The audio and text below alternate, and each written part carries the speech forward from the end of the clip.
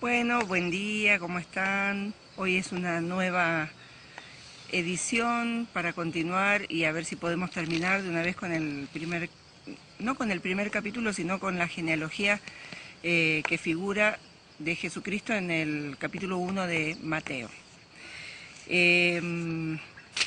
Hemos estado en los dos videos anteriores haciendo e investigando un poquito a fondo de 3 versículos en 3 versículos. ¿Por qué lo hice así?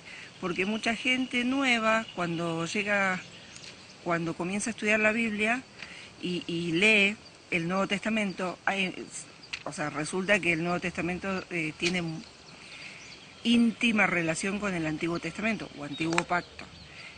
Pero si uno no conoce las historias del Antiguo Pacto, hay cosas que se le escapan por alto al leer el Nuevo Testamento. Entonces, estoy dándoles una mano. Lo que sí les pido es que se disciplinen para revisar las historias bíblicas y los pasajes que yo les menciono de las historias que yo les digo del Antiguo Testamento por los personajes mencionados acá en el capítulo 1 en la genealogía de Jesucristo en el libro de Mateo. Bueno, así que vamos a seguir. Nos habíamos quedado en el versículo 6, donde decía que Isaí engendró a David, si recuerdan. Si no, miren el video anterior. Y luego arrancamos con el versículo 7 hoy, que dice: Salomón engendró a Roboam. Y recordemos que Salomón, vamos a mover un poquito esto, Salomón era el hijo de Betsabé y de David. Salomón era muy jovencito cuando comenzó a reinar, y la verdad que durante su reinado hubo paz en su reino con los reinos vecinos, con los reinos de la tierra, conocida en ese momento para ellos. Y la grandeza de Salomón se extendió a todo el mundo, su sabiduría, su riqueza, su poder. Realmente fue un rey famoso. Su papá, David, el rey David, el que mató al gigante, él había querido construir un templo para Dios, pero Dios no se lo permitió porque el reinado de David se caracterizó por guerras, muchas muertes, muchas matanzas, mucho derramamiento de sangre, pero sí se lo permitió a su hijo Salomón, reinado en el cual, repito, hubo mucha paz. Hubo paz durante todo el tiempo que él reinó. Bueno, ¿y por qué fue tan sabio? Porque él, cuando Dios se le apareció por segunda vez, la primera vez era un niño cuando se le apareció y le habló y le mostró todo lo que iba a pasar en el futuro en ese reino. Aún no había reyes en Israel y era una sola nación. A partir de que Salomón muere, el reino se divide en dos, en Israel y en Judá. Bueno, y decía, ¿por qué? Recordemos, ¿por qué él fue un hombre tan sabio? Porque cuando Dios se le apareció por segunda vez, cuando él tenía que comenzar a reinar, Dios le dijo: pídeme lo que quieras y lo haré. Y entonces él le dijo: este pueblo es grande y yo voy a reinar y necesito sabiduría. Fue lo único que le pidió. Entonces Dios le añadió a la sabiduría y le dijo, aparte que le dijo que no iba a haber otro hombre como él, tan sabio como él en toda la historia de la humanidad, le añadió riquezas y le añadió fama y le añadió poder y grandeza. Y bueno, entonces dice, Salomón engendró a Roboam. ¿Qué pasó? Cuando Salomón muere, Roboam toma el reino. Pero Roboam, en lugar de seguir los consejos de los consejeros que guiaban a su padre, Salomón, él tomó consejo de sus amigos y impuso muchos más impuestos sobre el reino, y hubo un grupo muy numeroso que se rebeló y le dijo: no tenemos nada que ver contigo ni con la casa de David, así que nos vamos, y formaron otro reino, lo dividieron, digamos, y algunos siguieron a este otro grupo, el cual levantó otro rey para que los gobernara, y bueno, y Roboam, hijo de Salomón, quedó reinando en Judá, en el reino de Judá. ¿Qué pasa? Roboam no fue como su padre. Roboam, al contrario, hizo lo malo delante de Dios, y bueno, fue un rey muy odiado en realidad. Ahora lo que yo quiero hacer es seguir avanzando así, un poco aceleradamente, como para terminar hoy en este video la genealogía. Después de Roboam, dice el versículo 7 mismo, lo sucedió Abías. Abías también fue un rey que hizo lo malo delante de Dios. Pueden ustedes revisar estas historias tanto en Primera de Reyes como en Segunda de Crónicas. Lo que caracteriza esta genealogía es que la mayoría de los mencionados aquí fueron reyes. O sea, toda la descendencia de David, toda la descendencia, porque Dios se la prometió, toda la descendencia de David estaban destinados a ser reyes y a ocupar el trono de David hasta que viniera el Mesías. Por eso los judíos esperaban, no esperaban que fuera alguien que naciera de manera sobrenatural como nació Jesús, sino que esperaban que fuera alguien descendiente, literalmente, de entre todos los hijos que venían descendiendo de la genealogía de David, hasta que tomara el trono y recuperara el trono de Israel, de todo todo el pueblo de Israel, ya no las dos naciones que se dividieron, sino todo en una, y que los liberara de la mano opresora y de los que los tenían cautivos, ¿no? Los que los habían llevado en cautividad. Resulta que, bueno, cuando Jesús nació estaban en cautividad, y como él no se presentó como un rey que venía a despojar a Roma, entonces por eso muchos no creyeron que él fuera el Mesías. Pero bueno, retomemos. Entonces, capítulo 7, Roboam engendró a Abías, y Abías a Asa. Asa fue el que recuperó, digamos, la adoración y el culto a Dios, y hizo lo bueno delante de los ojos de Dios, tal como lo había hecho David y también Salomón. Luego, Asa engendró a Josafat. Josafat también fue un rey muy, muy especial, porque también hizo lo bueno, hizo muchas cosas buenas, y también renovó la adoración y el culto a Dios. Pero el hijo que sucedió a Josafat fue Joram. En el versículo 8 dice: Asa engendró a Josafat, Josafat a Joram. Joram hizo lo malo, volvemos otra vez para abajo, y él impulsó, digamos, la adoración a otros dioses, a dioses ajenos. Recordemos esto, lo que dice la palabra, que los dioses paganos, que están representados por estatuas, por imágenes de madera y todo eso, dice la palabra que tienen ojos y no ven, tienen boca y no hablan, tienen pies y no caminan, y esos son obra de alfareros. Y esos eran los dioses a los que adoraban los pueblos que se habían mezclado con los hebreos. Y bueno, entonces, ¿qué pasó? Joram incluso mató a todos sus hermanos, como para que no vaya a haber un riesgo de que alguno de sus hermanos lo vaya a reemplazar.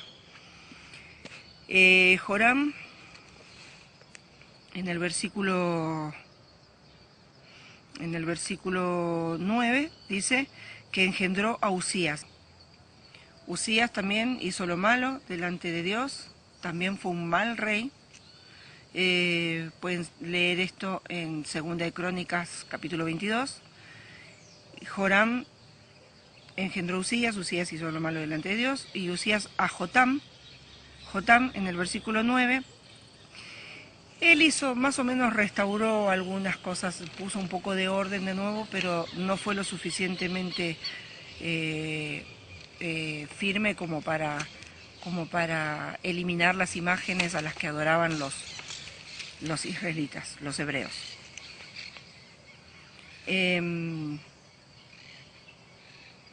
Usías engendró a Jotam. Jotam, bueno, este fue el que hizo más o menos algo bueno, pero no lo suficiente. Jotam engendró a Acaz. Acaz también volvió a ser un mal rey. Cuando decimos mal rey quiere decir que no solo que no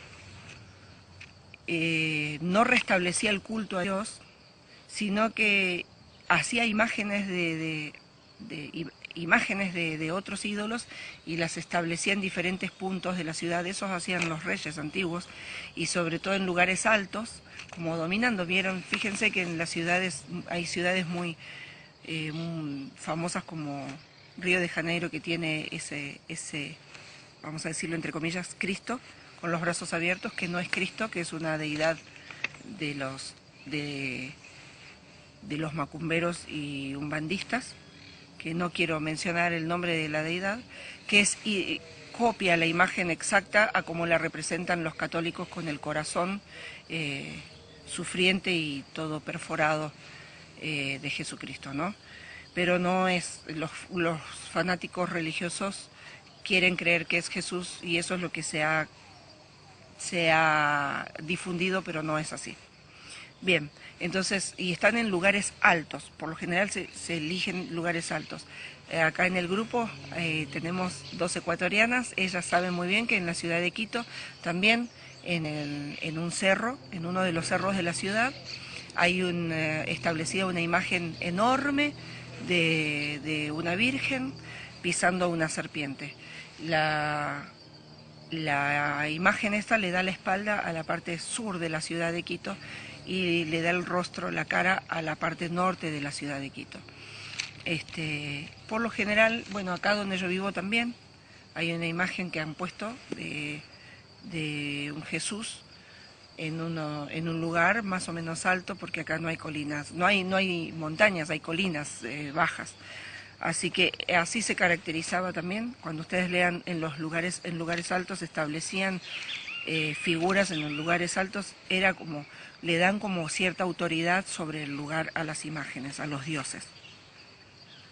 Pero gracias a Dios, luego de Acaz, en el versículo 10, se menciona, bueno, en el versículo 9 mismo al final dice que Acaz engendró a Ezequías, y en el versículo 10 dice que Ezequías engendró a Manasés.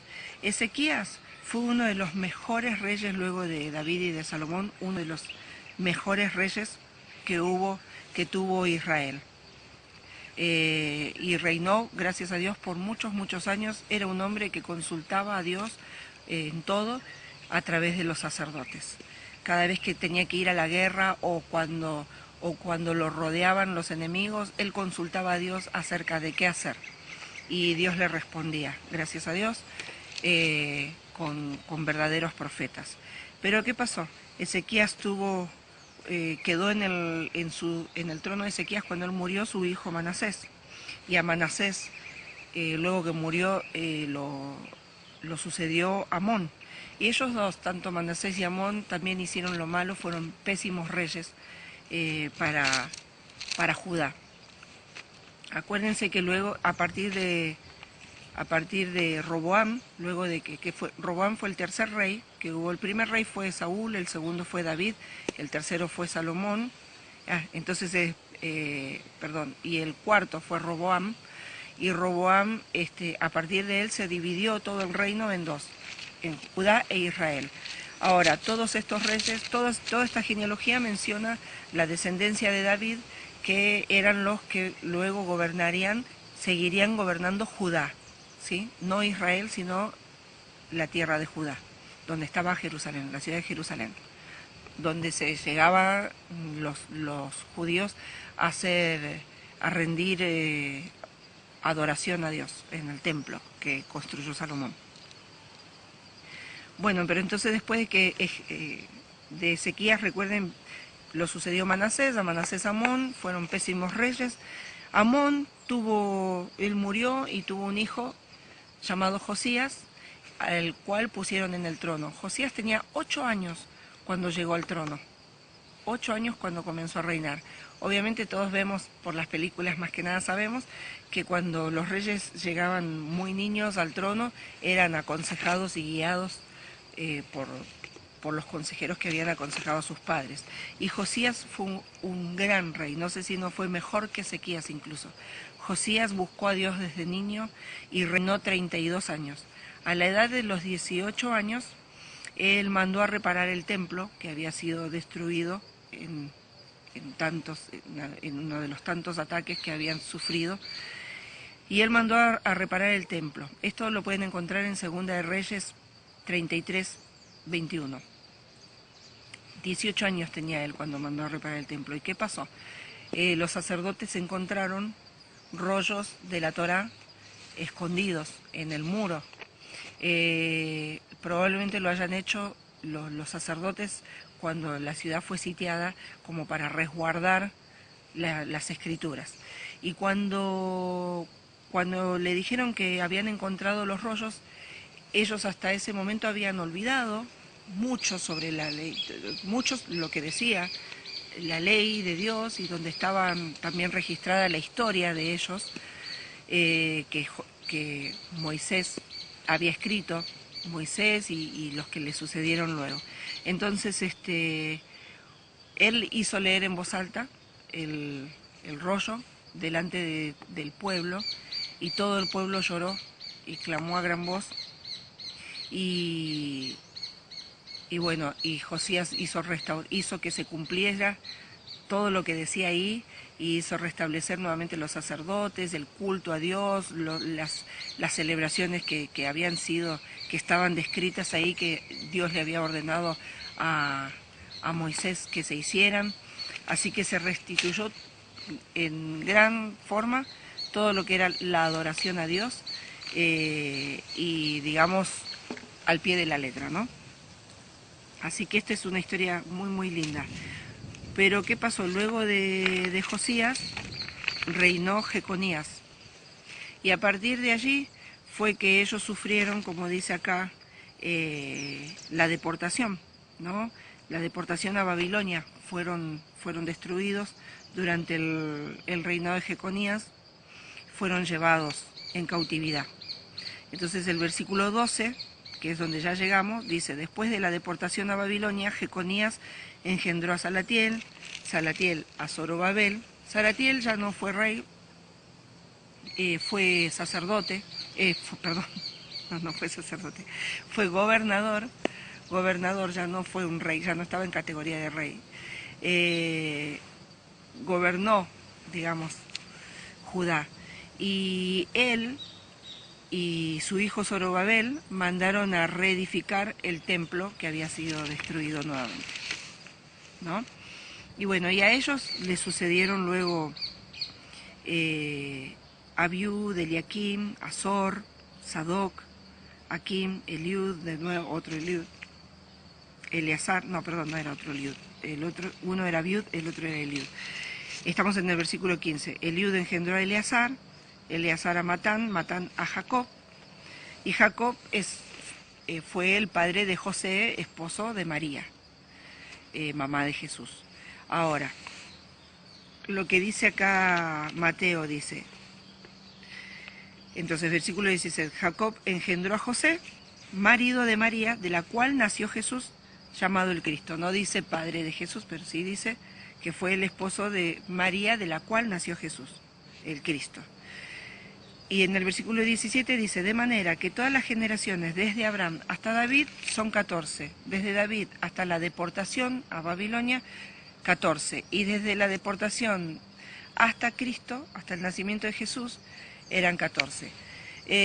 Ustedes se preguntarán, espero que se lo pregunten, porque yo me lo pregunté, ¿por qué Mateo hace tanto énfasis con el número 14? Bueno, ellos tienen los judíos emplean un método interpretativo que le asigna a cada número, a cada letra del alfabeto de ellos un número. Entonces, el nombre de David se escribe así, que serían, no sé si lo ven, esta letra es Dalet, esta letra se llama Baf y esta letra Dalet. Ven que es la misma. Esto significa David en hebreo. Cada letra tiene un valor. En este caso, Dalet tiene el valor 4, vale 4, tiene 4 puntos. Bab tiene 6. Y bueno, y de nuevo se suma Dalet 4. Entonces en total son 14. 4 más 6, 10. 10 más 4, 14. Eso es lo que va, digamos, ese es el valor numérico del nombre de David. Entonces, con esto lo que Mateo estaba tratando de demostrar, dividiendo toda la genealogía en 3 partes de 14, es como una acentuación, una reafirmación de que Jesús realmente descendía del rey David y por lo tanto él también era un rey. El rey que venía nuevamente a gobernar. Recuerden que cuando Juan el Bautista, que era primo de Jesús, salió a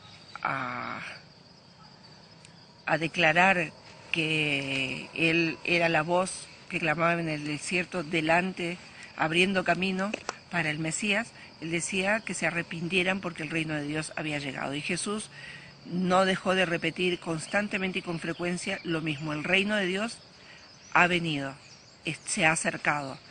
Y el reino de Dios estaba encabezado, obviamente, por el Rey Jesús. Luego, más adelante, vamos a ver por qué él no hizo lo que todos los hebreos esperaban que él hiciera. Los judíos esperaban un rey que viniera a gobernar y restaurar todo el reino y librarlos de la cautividad.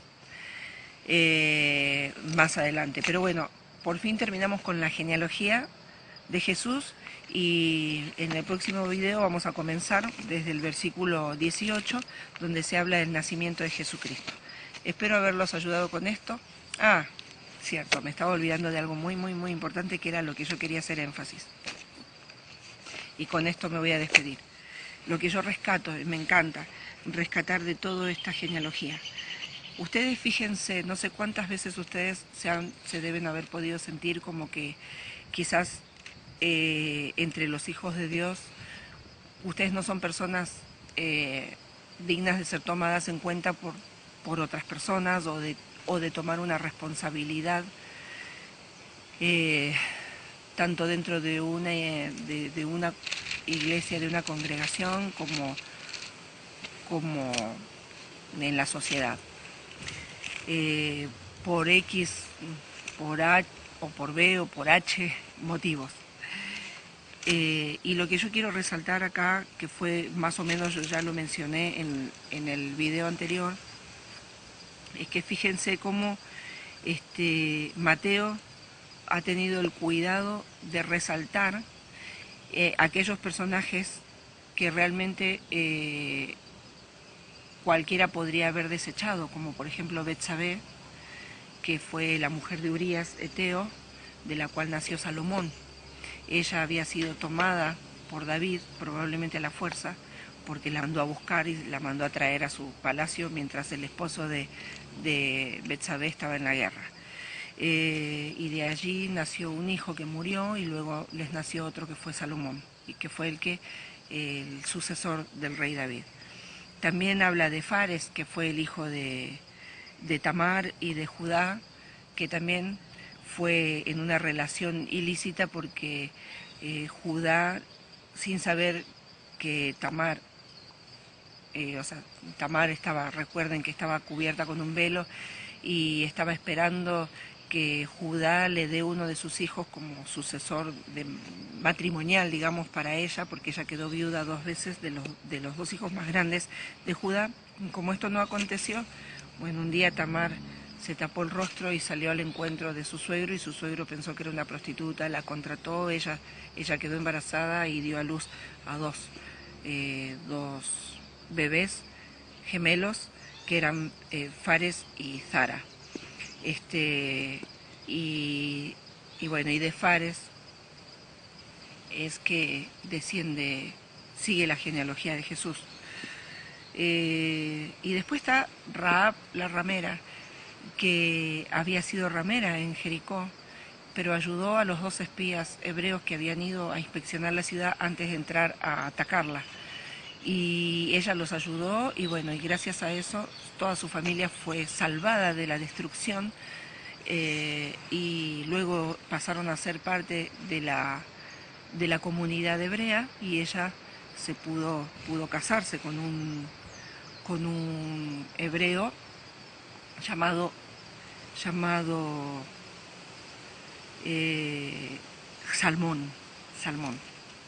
Y de esa relación nace Booz, con 2 O y con B larga y Z al final. Fue el que se casó con Ruth. Ruth era una moabita, no era una hebrea. Pero sin embargo recibió la cobertura de un hebreo, y de allí nació Obed, que fue el abuelo del rey David luego. Y bueno, lo que yo quiero resaltar es que muchas veces nosotros podemos creer que nuestro pasado nos condena, que no somos lo suficientemente, tal vez, lo suficientemente inteligentes o lo suficientemente valiosos o valiosas para servir a Dios. Sin embargo, Dios es a quien más nos mira, a los menospreciados, a los marginados, a los que hemos querido ser abortados, como en mi caso. Pero bueno, mi madre, luego de que yo nací, igual a la fuerza, no, gracias a Dios, no sirvió todo lo que ella hizo, porque Dios tenía un propósito con mi vida. Y luego de un aborto es como que un espíritu de rechazo se apodera, no es como que, un espíritu de rechazo se apodera de ese vientre, de ese bebé, porque un espíritu de muerte queda en el vientre. Entonces muchos que han querido ser abortados y que han nacido igual, nacen con ese espíritu de rechazo, y la gente los rechaza sin saber por qué muchas veces. Pero cuando llega Cristo a nuestras vidas, Él nos redime de esa maldición, nos libra de esa maldición y levanta nuestras cabezas y nos convierte en personas totalmente distintas. Si ustedes me hubieran conocido cuando yo era una joven depresiva, que siempre estuvo escondida, digamos, como que no existía para nadie en realidad, y más bien generaba pena, generaba lástima para la familia, y era con una autoestima bajísima, era muy introvertida, muy vergonzosa, con ganas de hacer muchas cosas, pero que siempre limitándome por la vergüenza. Durante muchos años eso me dominó, pero Cristo fue redimiendo poco a poco esa situación, y hoy soy lo que soy. Nadie creería que yo alguna vez fui introvertida y vergonzosa. Me siento muy amada por Dios y me siento bella, a pesar de que sé que no soy Miss Universo y no soy la mujer más femenina del mundo. Crecí entre varones, jugando al fútbol, jugando a los pistoleros, trepándome a los árboles, y con una mamá que falleció cuando yo tenía 3 años de edad, y bueno, y criada mayormente por mi papá, que siempre me vestía como un varoncito, porque bueno, él no tenía gustos de mujer, no tenía idea de cómo vestir a una niña. Así que crecí de esa manera. lo cual no quiere decir que yo me sienta hombre, para nada, me siento muy mujer, a pesar de que no soy todo lo delicada que pueden ser muchas otras mujeres. Y realmente me siento muy amada por Dios. Y yo las animo a todas ustedes a que se vean de la misma manera, porque es así como Dios nos ve. Y Él mira a los menospreciados, es a quien más nos mira. Y Él es el que se encarga de levantar nuestras cabezas, como hizo con Lea, la mujer de Jacob, que no era la mujer más amada de él, sino Raquel. Y Lea era la de los ojos bonitos nada más, pero Dios vio que era menospreciada y le dio hijos a ella antes que a Raquel. Así que mujeres y hombres, los animo a sentirse identificados en Cristo y recuperen el valor, que puedan sentir el valor que Dios realmente tiene para ustedes. Un beso grande y nos vemos en la próxima.